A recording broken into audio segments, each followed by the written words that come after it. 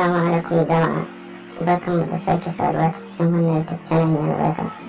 Na Allah kada ku manta ku danna mana alamar subscribe, sannan ku danna alamar ƙarawa domin samun sababbin shirye-shiryenmu da zarar mun ɗora.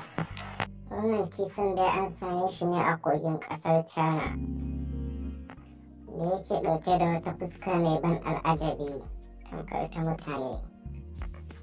Wani baƙo da ya ziyarci birnin Kunming a kudancin China.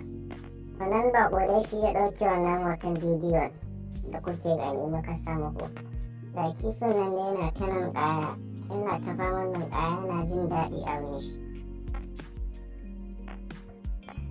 Jama'ar ƙasar China sun tsorata sosai matuƙa gaya da ganin wannan kifin, domin sun ce su wannan kifi abin tsoro ne a gurinsu.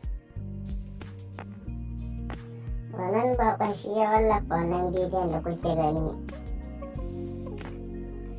a shafinsa na sada zumunta na Weibo da ƙasar China ke amfani da shi. Gashi nan da kifin ga yana tasowa saman ruwa, ya jujjuya, ya koma ƙasa, ya sama, haka da yake ta abinsa.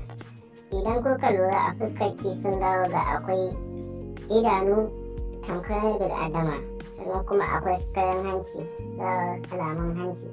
Gashi nan dai da hanci kuma ga baki. To wannan shine abin da yake ba wa mutanen China tsoro, babban abin da yake ba su tsoro kenan, dan sun ce su wannan abin mamaki bane, wannan abin tsoro ne. Hakan ma ya sa wasu sun matsa daga kusa da kogin da yake ciki. Don Allah kada ku manta ku danna mana subscribe, sannan ku danna alamar ƙararrawa. Mun gode.